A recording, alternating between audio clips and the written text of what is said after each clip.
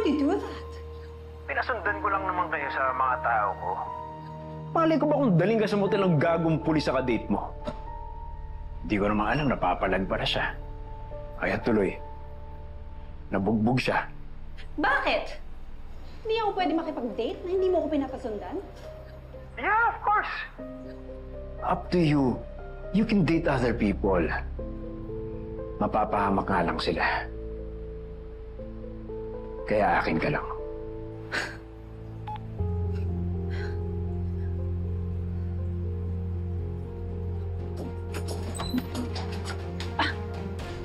Sergeant Enriquez?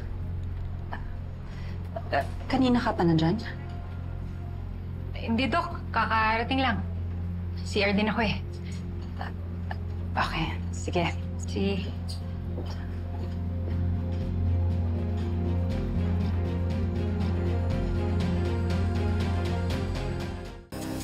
Mali pa rin yung ginawa mo kay Lieutenant Garcia. Don't tell me you're falling for him. Mabait si Eric, Glenn. He's harmless. Cecilia, walang harmless sa pulis. Basta na nga pala yung ginagawa natin kay Ninong Victor. May nagduda na ba? Until now, wala pa rin silang idea na dinoktor ko yung ballistic report connecting Victor Santiago sa nakuhang bala sa ulo ni Bullet. Pero, don't you think overkill na ang mga pinaggagawa mo kay Amo? No. Not until makaupo ulit si Dad as mayor of Calabari. And then?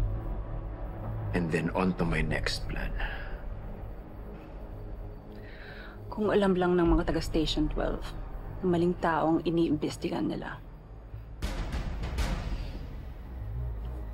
Kaya ka nga nandyan eh. To keep them looking in the wrong direction.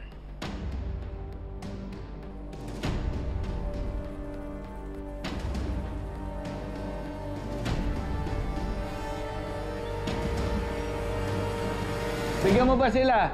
Guys, on the house yan. Ako bahala dyan. Kuha lang kayo. Libre yan ni Sir Eric! Bob, Kuha lang birthday ako mo ba? ka. Hindi, pero happy lang ako. Bakit, sir? Sinagot ka na ba ni Doc? Ang tanong, ano kayang sasagot ni Doc? Malamang baka noong sagot. Ay. Yung tatlong yun singilin mo yan Hindi kasama yan. hindi naman mabilis lang. Dokol. Kayo kasi wala kayong bilib sa akin eh. Siyempre sinabi ko kay Doc na dahan-dahanin lang namin. I want to take things slow. Ha?